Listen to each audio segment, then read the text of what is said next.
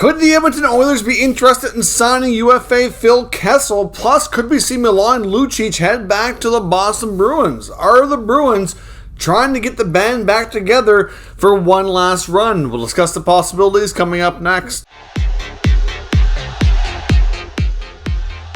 So welcome back to another video here at Top Shelf Hockey. As I mentioned, we have a couple of interesting topics to take a look at here today in the rumor mill. Plus, I have a couple of signings we want to talk about first. A couple of small deals, some restricted free agents.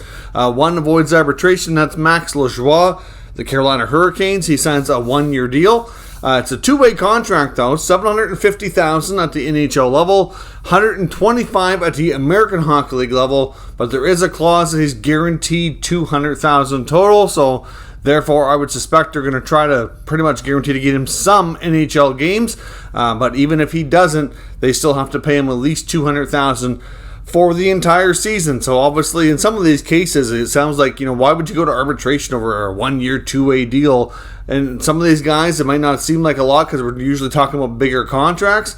But for some of them like Lajoie, the difference between making $125,000 and $200,000 can be substantial. I'm sure anybody watching, if you had a $75,000 a year raise, that's can be in some cases life-altering or pretty substantial for your average everyday folk. So I would think that it is certainly worth fighting for. But he gets the job done and gets his contract. The Edmonton Oilers signed Tyler Benson. He gets the same sort of contract, a one-year, two-way deal, $750,000 at the NHL level, $275,000 at the AHL level. Benson's been a real good minor leaguer so far, has yet to get a consistent NHL opportunity. Be interesting to see how his training camp goes and how the Oilers feel about him. Obviously, we're going to talk about the Oilers here in a little bit, but certainly a scenario where there's some opportunities, I think, for some players, especially on the wing, throughout your middle six, bottom six. And Benson's a guy that I've been hoping will take that next step and kind of grab a spot, but so far he's yet to do that.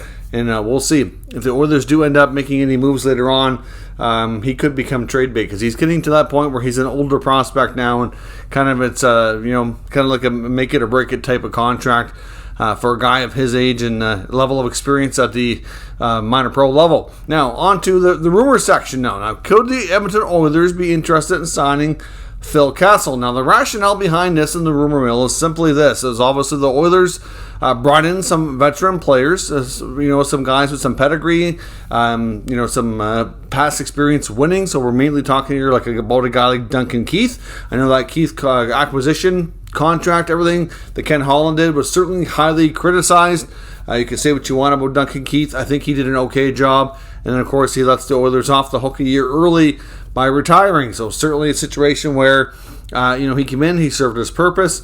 The veteran guys seem to really be really fond of him and what they've learned from him. So listening to your young veterans, that is, like your McDavid, your Draisaitl's, your Darren Arnold Nurse, like guys like that, they were quite thankful for a guy like that coming into the mix and teaching them a lot about what they've been through and their experiences of winning multiple Stanley Cups. And of course, Mike Smith, another longtime veteran. He might not have that Stanley Cup on his resume, but he is certainly one of the oldest NHL players around and a guy who's been through a lot, and certainly a veteran leader on that team, regardless of what you think of his play.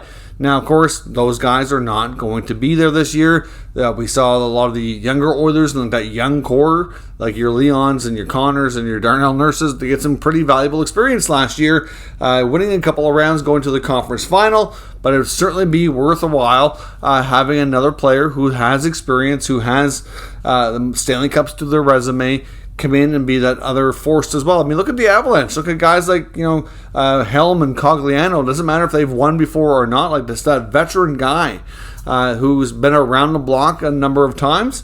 They can be quite influential and impactful in the team. And we've seen it firsthand. And Kessel's a guy who can still play.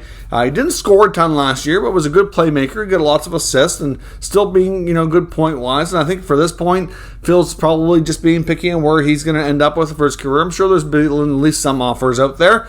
Hard to say what, is best for him from a family perspective or what he feels for his career, but certainly has an Ironman streak intact. I'm sure he wants to keep going. There's no indication that Phil Kessel's not, likely to play or anything of that nature, but there is rumor that the Edmonton Oilers are very much high on his radar, that they are very interested in bringing him in. And of course, as we talked about yesterday, after getting some other contracts done and now Benson, they don't really have much in the way of salary cap space, and they might be forced to make a trade of at least one player. They got Yamamoto done. They got Puljujarvi done. Doesn't mean that both those guys are going to be in the roster come, October when opening night comes around, but at least they have contracts now. And, of course, they still have to sign Ryan McLeod, of course, is definitely going to be on the roster next year as well. But to bring in a guy like Phil Kessel, they need some space. It's just that simple. They don't really even have enough space to sign McLeod. It's possible that but they could maybe make some space by shrinking the roster, demoting somebody that, depending on what the contract is for Ryan McLeod, which isn't going to be huge.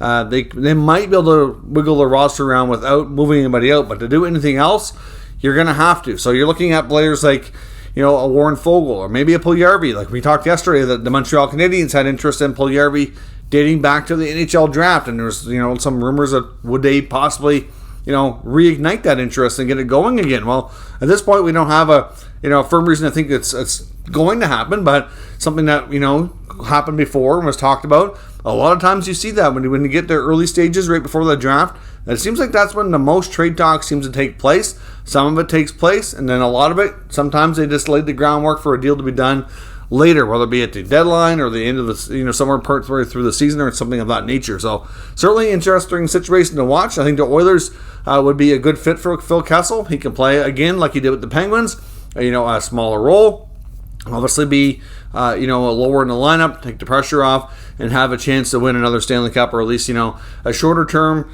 obviously less expensive contract than he's used to. I wouldn't imagine he'd be looking for more than a couple $1 million, but I guess if you're an Oilers fan especially, are you okay trading a player, and it might be a Puljujarvi, like a younger player, in order to bring in a guy like Kessel? To me, I would rather trade a guy like Warren Foegele, who I'm not really sure fits long term. Whereas Puljujarvi, there's still a chance he might. He's a guy you drafted. You drafted him pretty high.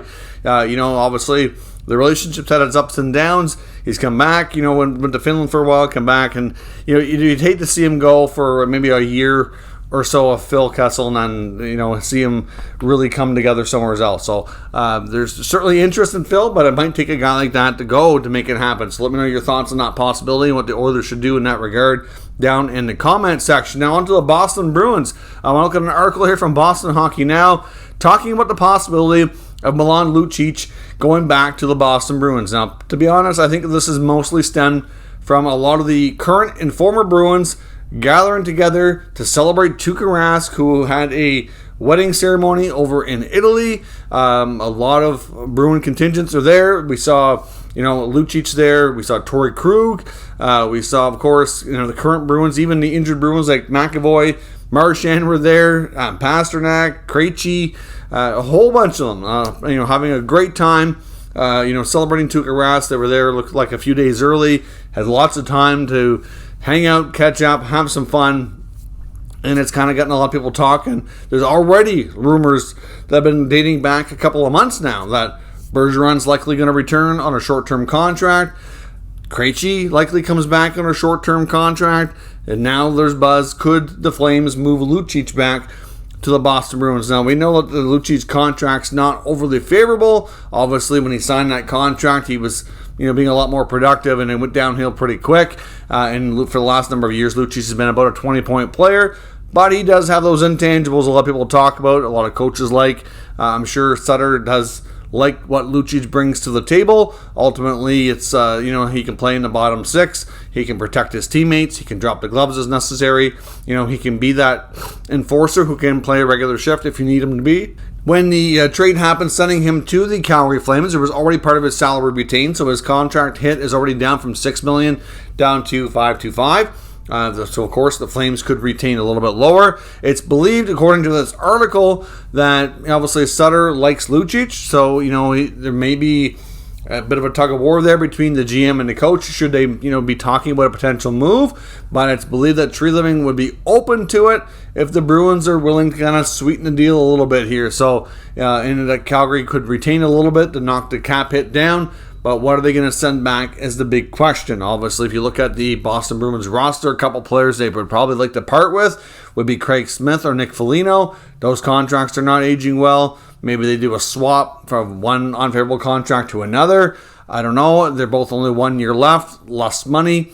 Obviously different kinds of players. Foligno can play that physical style, not afraid to drop the gloves, get in your face. Not as big as Lucic, but, can do some of the same things. Hard to say really who fits better. But my only concern if I'm Calgary is if you look at that lineup, as much as you don't really, like I said, you're not crazy with the Lucic contract, you do look at it and what he brings, and you're like, okay, is this team going to be too soft to play against if he's not there? If that deterrent is not there, especially in a playoff series, are they going to have a hard time? Is teams going to be taking more liberties, things like that? You do have to think about those things, especially for longer, deeper playoff runs, and playoffs are a totally different beast than the regular season. So, is Tree Living really looking to move this contract, or is it a case of changing a bit of a dynamic here? I think they would probably want a player back in some regard that would have a bit of bite to their game. They do have some defensemen who can play that rugged physical style, not afraid to fight, like not that they're fighting all the time, but like Tanev certainly fits that category. Zadorov's big and strong. Doesn't really fight a lot either, but they're players that can kind of do some of those same things. I don't know. It's certainly interesting to think about. If you look at it from a Bruins perspective, Tuukka Rask tried to make the return last year and it didn't work out. But if you look at their cap space situation, they pretty much would have to move Foligno, they'd have to move Smith, and they might have to move somebody else too to make this work. Because for starters, we don't know what the Bergeron contract's going to be. Is Krejci coming back for sure? And if so, what's he willing to sign for? Those are numbers that we are not aware of. According to CapFriendly.com, I'll give you a quick snippet here. They only have, I think it's around 4.5 to 4.7 in cap space. So they're going to be into possibly, depending on what they sign here, deep into LTIR to start the year, because they do have McAvoy and Marchand that are expected to not play until November to December range. So they could add and then figure it out later, but then they could get themselves in a predicament, trading from a position of weakness and having to dump salary, and it might get tricky to do, right? Because those are big contracts that you'd have to activate. We saw the same thing with Vegas last year. Will they run into other injuries? It's really hard to say. But, without knowing what Don Sweeney's kind of got in his back pocket or in his top desk drawer when it comes to Patrice Bergeron and David Krejci, it's really difficult to say what other moves need to be made. I mean, like I said, it's one of those crazy things. But would Lucic back to Boston for a year really be the end of the world? Would it be terrible? No, I don't think it would. I'm not really sure it's really going to get them any closer to a Stanley Cup, but certainly it's that, like I said, that extra element of physicality that maybe they feel they're missing, that maybe they're willing to send somebody the other way. Maybe they would send Trent Frederick to the Calgary Flames, for example. I know he's a player who's trying to play that role, doesn't seem to always be consistent, and he kind of gets in good graces, then he's out, in and out. Of course, they have a new coach there too in Boston this year, so things are going to be a little bit different in that regard. I don't know, but it almost, based on this article, makes it sound like an old 2011 reunion, so to speak, when they were winning the Stanley Cup. One last run. Kind of reminds you of the Michael Jordan Chicago Bulls documentary here, for example, The Last Dance. Is it that type of season for the Boston Bruins? Are we going to see a revival here of all these older players coming back to try to win one last time before many or all of them possibly hang them up? We couldn't even see if it did happen. Could it be the end of the road for Lucic, Krejci, Bergeron? It's certainly a possibility. You don't really know what the future holds and what the things can do to make you want to play versus not play. They have a lot of personal things going on when it comes to their health and everything else, so it's really hard to say how this is going to play out. But it could be interesting the rest of the offseason once we get a better idea of what Don Sweeney's willing to do. But an interesting thought. Lucic back to Boston. Couldn't happen. Let me know what you think down in the comments. We'll talk about it further. If you're new to the channel, of course, make sure you subscribe and stick around. We'll keep you up to date with the latest news, rumors, and analysis on all 32 NHL teams. Thank you for watching, and I'll catch you next time.